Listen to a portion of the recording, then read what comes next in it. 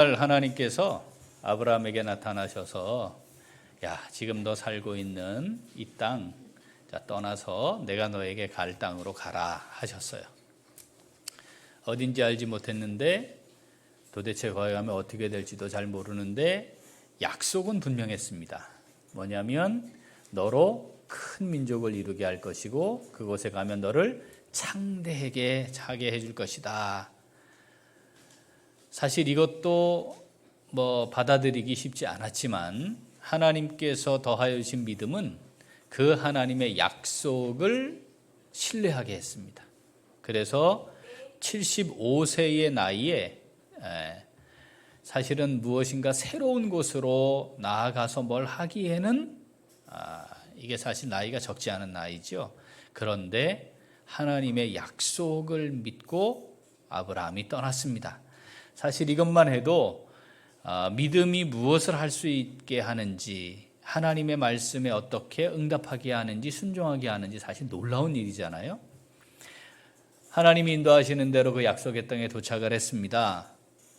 약속 믿고 왔는데 너로 큰 민족을 이루게 하겠다. 이 약속이 성취가 되려면 제일 먼저 뭐가 있어야 됩니까?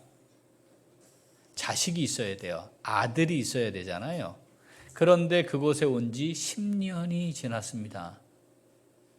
그런데 자식이 없었어요. 분명히 큰 민족을 이루게 하겠다 약속하셔서 여기로 왔는데 10년 동안 이거 뭐야? 그리고 나는 더 나이를 먹어가고 점점 자식을 낳을 가능성은 희박해지는 거 아니겠습니까? 그때쯤 되었을 때에 아브라함은 사실 하나님 약속을 믿고 오긴 했지만 이거 아닌가 하는 생각을 하고 있었던 것으로 보입니다. 창세기 15장 읽어보죠. 이후에 여호와의 말씀이 환상 중에 아브라함에게 임하여 이르시되 아브라함아 두려워하지 말라. 나는 네 방패요 너의 지극히 큰 상급이니라. 아브라함이 이르되 주 여호와여 무엇을 내게 주시려 하나이까? 나는 자식이 없사오니 나의 상속자는 이 다메섹 사람 엘리에셀이니이다. 아브라함이 또 이르되 주께서 내게 씨를 주지 아니하셨으니 내 집에서 길린 자가 내 상속자가 될 것이니이다. 아브라함이 이렇게 말한 거예요. 여기 왔는데 10년쯤 지났으면 자식을 낳아야 큰 민족을 이룰 거 아닙니까? 근데 이제 나이는 먹고 자식도 안 주시고 이제 관습에 따라 이 청지기가 제 상속자가 될 것입니다. 이렇게 말하는 거죠. 하나님께서 그 아브라함에게 다시 약속을 재확인하십니다. 4절 읽어보죠. 여호와의 말씀이 그에게 임하여 이르시되 그 사람이 내 상속자가 아니라 내 몸에서 날 자가 내 상속자가 되리라 하시고 그를 이끌고 밖으로 나가 이르시되 하늘을 우러러 뭇별을 셀 수 있나 보라. 또 그에게 이르시되 내 자손이 이와 같으리라. 아브라함이 여호와를 믿으니 여호와께서 이를 그의 의로 여기시고 또 그에게 이르시되 나는 이 땅을 내게 주어 소유를 삼게 하려고 너를 갈대아인의 우르에서 이끌어낸 여호와니라. 아멘. 10년이 지나는 동안 자식이 없긴 했지만 하나님께서 재차 하늘을 봐라 저 별처럼 너의 자손이 이와 같을 것이다 하는 말씀을 하실 때 아브라함이 어땠다고요? 믿었대요. 하나님이 믿는 아브라함을 보시고는 그의 믿음, 그 믿음을 의로 여겨 주셨대요. 이 말은 마음의 중심을 보시는 하나님이 지금 아브라함이 믿고 있는 게 진심인가 아닌가 정확히 아셨다는 겁니다. 아브라함은 하나님의 약속을 진정성 있게 진심으로 믿었다는 거잖아요. 그리고 또 한 번 약속하세요. 너에게 이 땅을 줄게. 너의 소유가 될 거야. 아브라함 마음에 믿긴 하는데 이게 또 말만 하시는 것 같은 느낌이 들었는지 정확하진 않은데 아브라함이 하나님을 향해 질문을 또 합니다. 그러면 뭔가 좀 있어야 하지 않겠습니까? 뭘 주시겠습니까? 그랬더니 하나님께서 아브라함에게 약속을 확증하는 의식을 행하세요. 당시에 어떤 계약을 할 때 이 계약은 내 생명을 걸고 지킨다 라고 하는 표현으로 짐승을 잡아가지고 그걸 반을 딱 갈라요. 그 반을 딱 갈라서 마주보고 해놓고는 만약에 이 약속을 지키지 않으면, 내가 이 계약을 어기면 이 짐승처럼 될 것이다, 뭐 이런 의식을 했어요. 그게 바로 그 다음에 의식이 기록되어 있습니다. 자, 그러면 하나님이 확실하게 이제 약속하신 거잖아요. 이제는 확실히 믿을만 하죠. 그래, 이제부터 하나님이 확실하게 이 약속을 이행하시겠구나, 이렇게 생각할 만합니다. 자, 그런데 그렇게 하고 끝났으면 되는데 그 다음에 하나님이 지금까지 이렇게 의식까지 치르시기까지 하셨던 말씀과 전혀 다른 말씀을 하세요. 13절 읽어보겠습니다. 여호와께서 아브라함에게 이르시되 너는 반드시 알라. 네 자손이 이방에게서 객이 되어 그들을 섬기겠고 그들은 400년 동안 네 자손을 괴롭히리니 그들이 섬기는 나라를 내가 징벌할지며 그 후에 네 자손이 큰 재물을 이끌고 나오리라. 아멘. 이게 아브라함에게 하신 약속이 갑자기 완전히 바뀌어요. 출발할 때 너에게 주겠다 약속하셨잖아요. 너가 큰 민족을 이루고 네가 창대해질 것이다. 그러니 다 내려놓고 출발할 만했어요. 물론 이것도 사실 그냥 되는 일은 아니었다는 거 우리가 알고 있죠. 그리고 여기 도착해서 10년 지나는데 자식이 없고, 그래서 하나님께서 다시 계약도 하시면서 의식을 행하면서 다식을 확증해 놓으시더니 갑자기 내용이 바뀐 거 아닙니까? 너에게 줄게 했던 게 바뀌어요. 그런데 네 자손이 어떻게 될 것이다? 이방의 객이 되어 가서 400년 동안 종노릇하게 될 것이다. 그리고 난 그 다음에 여기로 오게 될 거야 라고 말씀하시는 거죠. 창세기의 요 기록을 지금 스데반이 지금 오늘 본문에서 공회 앞에서 유대인들을 향해 말하고 있는 겁니다. 자, 7장 5절 사도행전 오늘 본문 다시 읽어봅니다. 그러나 여기서 발 붙일 만한 땅도 유업으로 주지 아니하시고 다만 이 땅을 아직 자식도 없는 그와 그의 후손에게 소유로 주신다고 약속하셨으며 하나님이 또 이같이 말씀하시되 그 후손이 다른 땅에서 나그네가 되리니 그 땅 사람들이 종으로 삼아 400년 동안을 괴롭게 하리라 하시고 이르시되 종 삼는 나라를 내가 심판하리니 그 후에 그들이 나와서 이곳에서 나를 섬기리라 하시고. 자, 요 스데반의 지금 이 증거되는 내용이 우리가 앞에 읽은 창세기 15장에 있었던 그 말씀을 지금 그대로 하고 있는 겁니다. 유대인들을 대표하는 공회원들, 예루살렘이죠. 그 다음 유대 지역이잖아요. 사마리아 땅끝이니까 유대, 그리고 유대인으로서 흩어져 있는 사람들을 포함한 유대. 이 사람들에게 예수님이 그리스도라고 하는 사실이 받아들여지려면 두 가지가 반드시 해결되어야 한다 했습니다. 뭐였죠? 혈통주의, 선민사상, 그리고 율법주의. 그렇죠? 이 두 개가 이 사람들이 해결이 되지 않으면 예수를 그리스도라 받아들일 수가 없는 거죠. 그들에게 복음을 전함에 있어 그들이 가지고 있던 선민사상에 대해 말씀을 전하는 거예요. 선민사상은 내가 누구의 후손이다? 아브라함의 후손이다. 그래서 나는 그 혈통에 의해 이미 언약 백성이 되었다고 믿는 거예요. 이게 깨져야 돼요. 왜냐하면 혈통으로 언약 백성이 되는 게 아니고, 언약 백성은 뭐가 기준이다? 믿음이 기준이다. 그걸 무엇에서 지금 시작하는 거예요? 아브라함이 혈통에 의해 선택받은 게 아니고 아브라함이 믿음의 조상이 된 것은 하나님을 향한 뭐를 분명히 지니고 있었기 때문이다? 믿음을 지니고 있었기 때문이다. 그러므로 아브라함의 후손이란 믿음의 후손을 가리킨다. 자, 요게 딱 정리가 돼. 아, 그렇구나. 우리가 아브라함의 후손이 된다는 것은 믿음을 가지는 걸 말하는 거였구나. 자, 이게 정리가 돼야 되는 거죠. 혈통과는 상관이 없다. 아브라함에 대해 약속하시면서 아브라함의 후손에 대해 말씀을 하고 있는 거죠. 너희들이 알고 있는 아브라함의 후손이라는 말은 순수한 혈통의 문제가 아니야. 실제로 따지면 첫째 아들은 누구예요? 아브라함의 첫째 아들은 누구예요? 이스마엘이에요. 그래서 지금도 중동은 누가 아브라함의 후손이라고 믿는 거예요? 이스마엘의 후손인 우리가 바로 아브라함의 후손이고, 예루살렘 이스라엘은 우리 할아버지에게 약속한 그 후손에게 약속한 우리 땅이다. 그래서 지금 싸우고 있는 거거든요. 혈통적 이스라엘 언약 백성을 말한 게 아니다. 믿음의 언약 백성을 말한 것이다 이거죠. 자, 그 후손이 어떻게 될 것인가? 400년 동안 종이 될 거예요.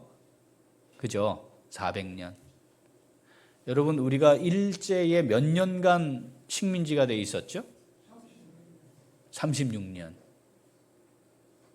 400년이면 10배가 넘잖아요. 우리 36년 동안 자유는 있었습니다. 그렇죠? 우리가 할 수 있는 게 충분히 있었고 결정하고 뭔가를 할 수 있었어요. 그런데 36년 동안에 지금 우리에게 남아있는 참 안타까운 일제의 잔재들이 있잖아요. 우리가 쓰고 있는 많은 말들 중에 아직도 일본 말들, 일본 문화들이 남아있잖아요.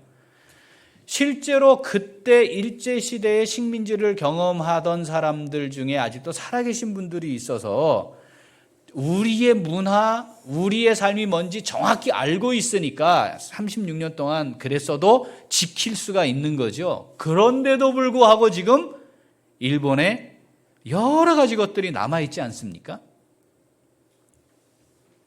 자, 400년을 노예로 사는 거예요. 자유가 없어요. 어떻게 될까요? 400년이 지나면. 하나님의 말씀, 하나님의 법, 내가 하나님의 백성이라는 거, 이거 유지하는 게 가능할까요? 그 다음, 혈통으로는 순수하게 애굽에 내려가 살았는데 그 피가 정확히 아브라함의 피가 유지가 됐을까요? 아니었을 겁니다. 자, 400년 동안 그렇게 했다고 쳐요. 그런데 애굽에서 나올 때 성경을 보면 이스라엘 백성들만 딱 구별되어 나온 게 아니었습니다. 거기에 누가 섞였죠? 수많은 잡족들이 함께 나왔다 그랬습니다. 그러니까 모세에 의해 출애굽한 이스라엘 백성, 나라가 시작된 이스라엘 백성의 그 처음도 혈통이 다 섞인 거였습니다. 그러니까 혈통을 가지고 아브라함의 후손이라는 건 존재하지 않는 거였습니다. 자, 하나님께서 아브라함에게 약속하시고 말씀하신 언약 백성은 지금 들어야 하는 공회원들과 유대 백성들은 이 말씀을 들어야 되는 것이고, 이 말씀을 성경에 기록하고 지금 우리에게 읽히실 때 우리는 이 말씀을 어떻게 받아야 하느냐 하는 거죠. 아브라함이 믿음으로 믿음의 조상, 언약 백성의 조상이 되었습니다. 그런데 그 아브라함의 믿음은, 따라합시다, 하나님을 전적으로 신뢰하는 것이었다. 하나님을 전적으로 신뢰하는 것이었습니다. 여기에 하나님을 전적으로 신뢰한다는 말은 하나님이 하고 싶어 하는 대로 하는 겁니다. 현실적으로 따지지 않는 겁니다. 내가 지금 확인하고 볼 수 있기 때문에, 그렇게 받아들일 수 있기 때문에 따르는 게 아닙니다. 내 생각과도 다르고 현실적이지도 않아요. 그리고 이건 바라는 일도 아니에요. 내가 볼 땐 뭔가 문제가 있는 것처럼 보이기도 해요. 그런데 그게 하나님의 뜻이면 그걸 따라가는 겁니다. 내가 너무 고단하고 힘들고 때로는 괴롭고요. 이렇게 하는 게 참 어떻게 하나님이 나를 사랑하시는데 이렇게 할 수 있어? 라는 생각이 들 수도 있습니다. 그런데 하나님의 뜻이면 따르는 겁니다. 계산해보지 않는 겁니다. 계산해 볼까요? 처음 하나님 부르실 때 너를 그렇죠? 너를 창대케 할 것이다. 네가 큰 민족을 이룰 것이다. 그거 아니었습니까? 너가 복의 근원이 되겠다. 복이 되게 하겠다. 다시 15장에 또 한 번 여기 도착하시고 10년 후에 다시 약속하시면서 너에게 주겠다. 그런데 바로 바뀌었어요. 어떻게 바뀌어요? 400년 동안 노예가 된 다음 다시 여기로 올 거야. 하나님이 이렇게 약속을 막 바꾸셔도 돼요?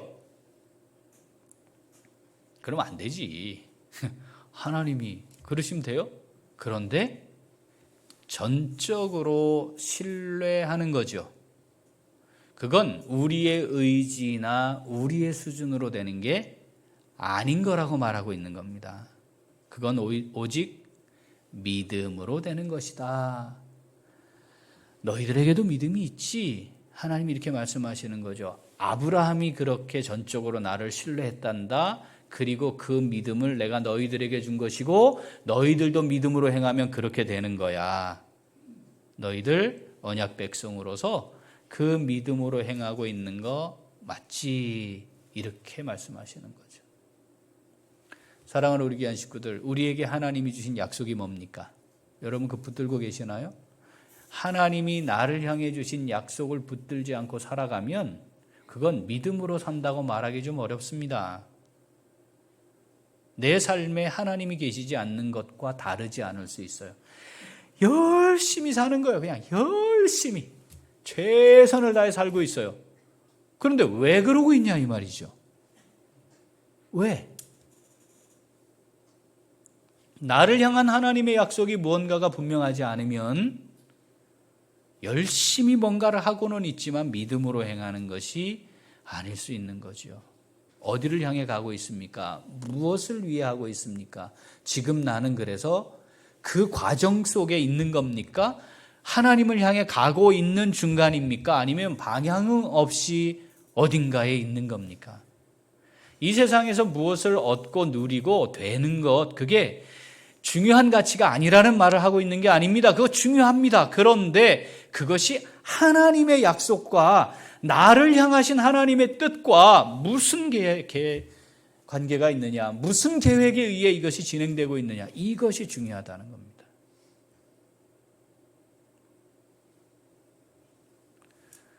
믿음은 하나님을 전적으로 신뢰하게 합니다. 그러니 뭘 봐야 합니까?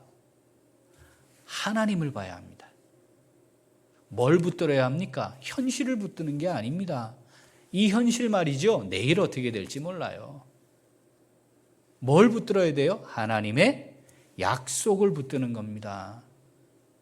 그래서 하나님께서 나를 이끄시는 대로 그걸 잘 보고 그 하나님의 이끄심대로 가는 겁니다. 바뀌어요. 달라져요. 아브라함에게 나타나신 하나님, 믿음의 조상으로 아브라함을 세우신 하나님은 바뀌었어요. 달라졌어요. 비현실적이고요. 말도 되질 않아요. 이건 완전히 바뀌었어요. 바뀌어도 완전히 바뀐 거예요. 그런데 믿음은 그 하나님을 전적으로 신뢰하게 했다는 겁니다. 우리에게 같은 믿음 주신 줄 믿습니다. 이 믿음으로 전적으로 하나님을 신뢰하는 복된 삶 우리 다 함께 누려갈 수 있게 되기를 소원합니다. 자, 이 말씀 내게 주셨습니다. 내게 주시는 말씀입니다. 자, 이걸 이렇게 받은 성도 우리가 아멘 했는데 어떻게 해야 할까요? 같이 읽습니다.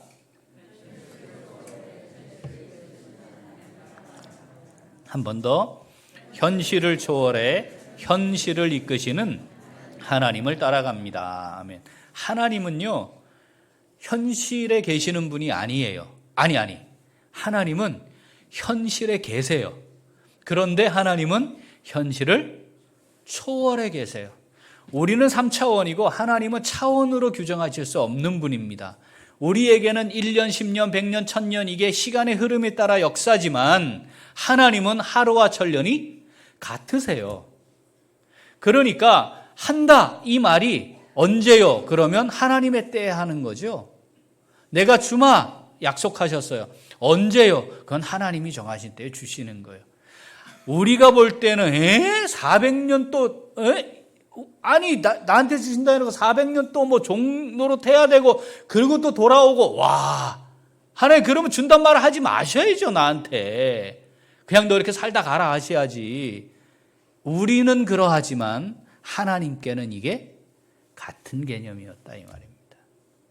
그래서 믿음을 가지고 산다는 게 뭐냐? 히브리서 11장 1절 읽어보겠습니다.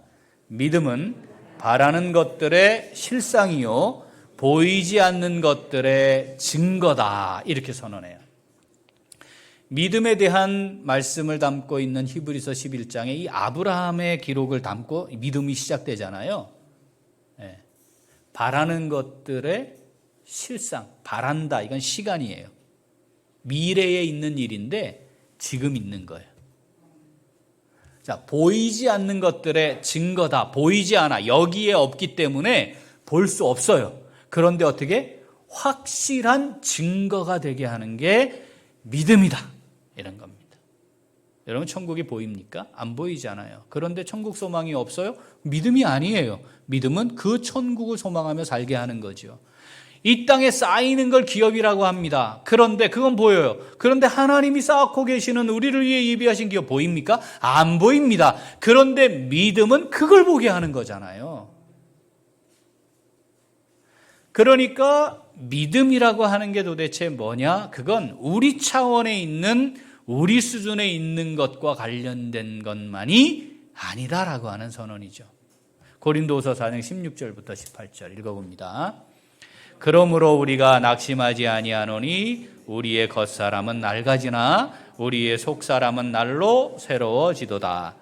우리가 잠시 받는 환난에 경한 것이 지극히 크고 영원한 영광에 중한 것을 우리에게 이루게 함이니 우리가 주목하는 것은 보이는 것이 아니요 보이지 않는 것이니 보이는 것은 잠깐이요 보이지 않는 것은 영원함이라. 아멘. 여러분 우리가 눈으로 볼 수 있는 것만 가지고는요 갈수록 좋아질 게 없어요. 우리 갈수록 늙을 거죠. 제가 조금 있으면 6학년이 된다는 거를 제가 받아들이기가 굉장히 어렵습니다. 그런데 갈수록 그렇게 되는 거예요. 눈으로 보이는 거는 점점 안 좋아질 겁니다. 이 건물도 낡아질 거고요. 그렇지 않나요? 우리도 낡아질 거고요. 힘도 빠질 거고요. 약해질 거예요. 뭐가 많이 쌓이는 거, 더 우리가 나이를 먹은 다음에 그거 아무 의미 없는 겁니다. 결국은 보이는 것은 결국 우리에게 우리의 삶 동안 붙들고 갈 수 있는 게 아닌 겁니다. 그건 다 같이 쓰러질 거란 말이죠. 믿음으로 산다는 건 그럼 뭐냐? 보이지 않는 것에 주목하는 겁니다. 우리가 지금 보이지 않는 것을 주목해야 돼요. 보고 계시나요? 거기에 주목해야 돼요. 무엇을 보고 계십니까? 보이는 것만 보고 있다면 믿음으로 사는 것이 아닐 수 있다는 겁니다. 아브라함에게 주신 약속이 바뀌었어요. 이게 언제와 관련된 거냐면 400년 동안 종살이 할 것이다. 실제는 이제 430년 만에 돌아오게 되는데 그냥 이렇게 큰 그림으로 말씀하신 거죠. 그게 뭐 400년, 430년 따질 건 없어요. 그런데 실제로 앞으로 그러면 400년 후 얘기냐? 아닙니다. 자, 아브라함이 75세에 떠났죠. 약속을 받은 지 100세에 이삭을 낳았잖아요. 그죠? 다시 하란에서 15년 다시니까 그때로부터 다시 시작을 해도 15년 뒤에 난 거 아니에요. 100세니까. 85세에 다시 재확인 받고 100세니까. 이삭이 60년에 야곱을 낳아요. 그리고 야곱이 애굽으로 가는 거잖아요. 애굽으로 가서 죽어요. 그게 147세예요. 그러면 약속을 받은 후로 222년이 지납니다. 그리고 언제 노예가 돼요? 요셉이 죽은 다음이잖아요. 요셉이 야곱이 죽은 뒤 55년을 더 살다 죽었어요. 그러니까 277년이 지나고 난 이후에 애굽의 노예가 되는 거예요. 지금 아브라함에게 약속하실 때, 야, 그때 돌아오면 너희 자손들 여기서 이제 이거 너희 자손들에게 줄게, 이렇게 약속하시는데, 노예 생활을 400년도 해야 되지만 노예가 될 때까지 시간도 277년 최소한 더 흘러가야 되는 거죠. 합치면요 700년이 넘는 거예요. 이 말씀은 하지 마셔야지. 이걸 뭘 약속이라고 하고 있어요 지금. 하나님께 어쩌라고요? 내가 그럼 죽은 뒤 한참 뒷얘기하고 있는데. 그런데 어떻게 했다고요? 아브라함은 하나님을 믿었다는 거예요. 이게 전적인 신뢰라는 것은 그런 겁니다. 자, 후손과 관련해서 이 땅을 차지할 후손들이 올 때는 그런데 후손과 관련해서 누구에 씌어야 된다? 아브라함이 씌어야 된다. 첫 번째는 그거였잖아요. 두 번째는 이스마엘, 하가를 통해 난 게 아니고 누구를 통해 낳아야 돼요? 사라를 통해 낳아야 그게 내가 약속한 약속의 씨다. 이 말씀을 언제 하세요? 99세 때 하시거든요. 이 얘기를 장막 뒤에 있던 사라가 들어요. 그때 어떻게 했죠? 사라가 웃었습니다. 하나님이 근데 사라 너 왜 웃냐? 그러셨거든요. 사라가 깜놀했죠. 그래가지고 순간적으로 뭐라 그랬어요? 안 웃었는데요. 그랬더니 하나님이 야 웃었잖아 내가 다 알아. 요 과정이 한 번 있는 겁니다. 그런데 사라가 왜 웃었을까요? 예? 이게 웃기는 말을 하고 계시는 거거든요 지금. 아니 의지만 가지면 애를 낳을 수 있어요? 아니잖아요. 이미 사라는 아이를 낳을 수 없도록 신체적으로 생물학적으로 의학적으로 불가능한 상태예요. 아브라함도 불가능한 상태였어요. 이건 가능하지 않은 상황이었다 이 말이죠. 말하자면 불가능한 일을 하나님이 말씀하시는데 그게 되려면 해계망측하니까 웃는 거죠. 웃음이 나오는 거죠. 조금 더 시간이 90세에 아이를 낳을 거라 누가 얘기하면 웃음이 나오는 거나 똑같은 거다 이 말이죠. 혼자서 의지만 가지면 되는 게 아니니까. 그런데 믿었어요. 그걸 믿은 거예요. 말도 안 되는 해계망측한 절대 불가능한 의지를 가지고 40일 금식을 한다고 이게 갑자기 되는 일이 아닌 건데 믿었고 믿어서 아이를 가졌다는 거예요.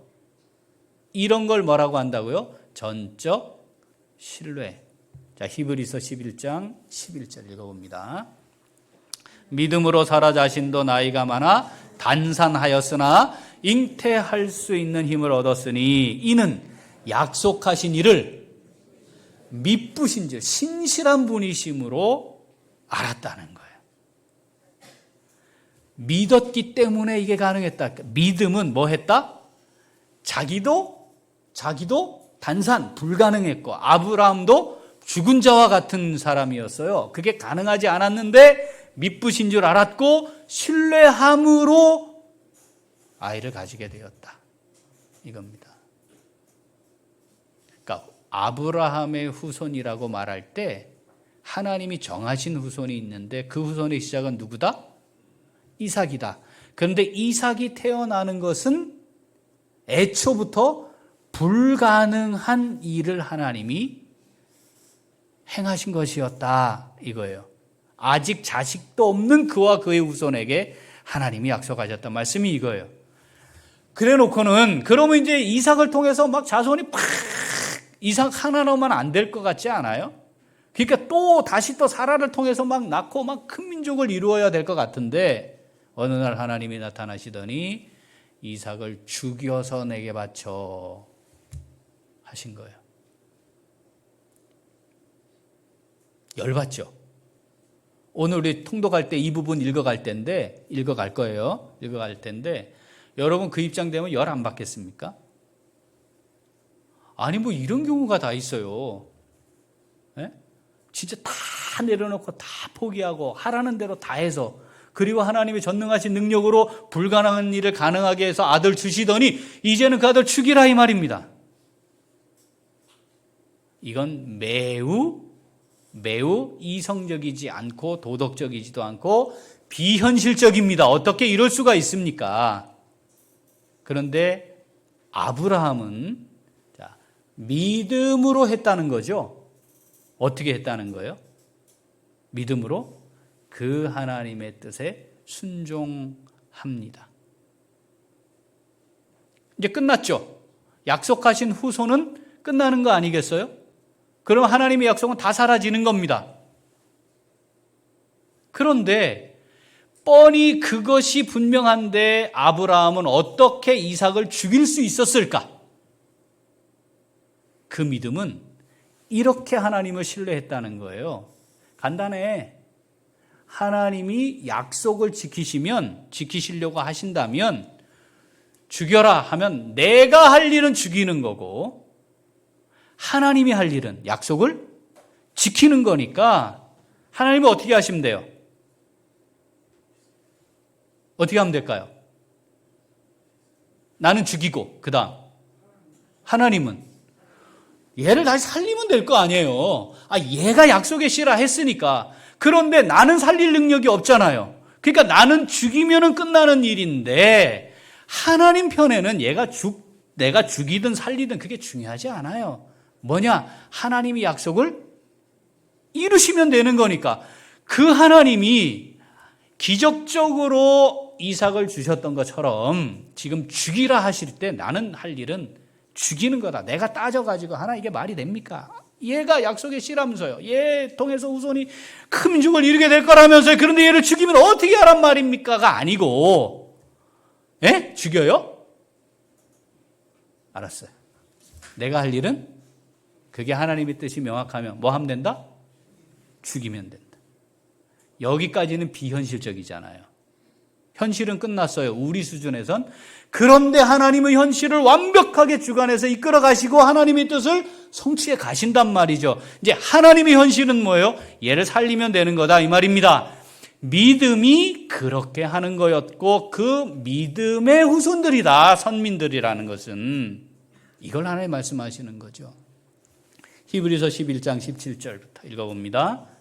아브라함은 시험을 받을 때에 믿음으로 이삭을 드렸으니 그는 약속들을 받은 자로 돼 그 외아들을 드렸느니라.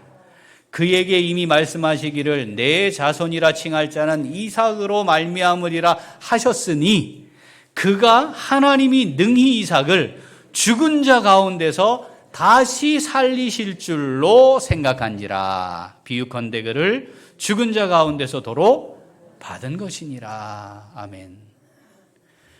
여러분, 우리가 이런 상황들을 아주 자주 마주하게 될 겁니다. 우리 인생을 살아가면서 내가 기대하고 바랬던 것과 다른 것들, 내가 생각하는 것과 다른 것들, 내 판단과 다른 것들을 자주 우리 현실 앞에 마주하게 될 겁니다. 그런데 그때에 이 현실 배후에 계시는 하나님께 초점을 맞추지 못하면 우리의 판단과 결정은 어디에 맞춰지겠어요? 현실에 맞춰질 겁니다. 그러면 현실을 초월해 계시며 현실을 주관하시는 하나님을 놓치는 거죠. 그리고 우리는 정말 하나님이 하실 것이라는 사실을 믿지 못하게 되는 겁니다. 이삭이 죽었는데 뭐가 돼요? 약속의 씨가 어디 있어요? 후손이 어디 있어요? 우리는 그걸 넘어서지 못하잖아요. 그런데 하나님은 죽여도 상관없어요. 왜냐하면 다시 살리시면 되니까. 우리 자녀들이 믿음의 사람으로 커야 되지 않겠습니까? 예를 들어 얘가 너무 성경 읽는 걸 좋아하고 기도하는 걸 좋아하니까 공부를 못해. 인생 끝났죠? 인생 끝난 거죠, 그거? 아니에요. 극단적인 거지만, 극단적으로 비유한 거지만 절대 아닙니다. 아브라함으로 믿음의 조상이 되게 하셨던 하나님이 이스라엘을 400년 동안 노예가 되도록 하셨는데도 불구하고 이스라엘 백성이 되게 하신 역사를 주관하시는 하나님이 우리의 인생을 주관 안 하시겠냐고요. 왜 이 성경을 우리에게 읽히시고 있느냐 이 말이죠. 야, 좀 봐라 좀. 내가 책임진다는데 왜 네가 자꾸 책임지냐. 너 할 수 있냐. 네가 원하는 대로 네 인생 만들 수 있냐? 안 되지 않니? 근데 내가 책임진다는데 왜 네가 자꾸 하려고 하니? 이 말씀하시는 중인 거죠. 하나님이 책임지시면 되는 줄 믿습니다. 하나님은 하실 수 있는 줄 믿습니다. 다른 거 자꾸 반복할 게 아니고요. 하나님을 믿음으로 살아가야 된다. 하나님 신뢰하며 살아가야 한다. 하나님이 너의 인생을 책임진단다. 하나님께 달려있는 거란다. 이걸 나 자신을 향해 계속 말해야 합니다. 우리 자녀들을 향해 계속 말해야 합니다. 하나님 그렇게 믿음으로 하나님을 전적으로 신뢰하는 자녀들 되게 해주십시오라고 그 기도를 해야 합니다. 오늘 이 말씀을 통해 우리에게 하나님 정말 간절함으로 말씀하고 있는 거죠. 현실적이지 않은데 가장 현실적인 겁니다. 현실적이지 않아 보여도 가장 현실적인 겁니다. 왜냐하면 하나님이 하실 거니까. 하나님을 봅시다. 하나님을. 눈앞에 보이는 것 보지 말고, 아니 그것도 봐야지. 그걸 뭐 완전히 무시할 그 뜻은 아니잖아요.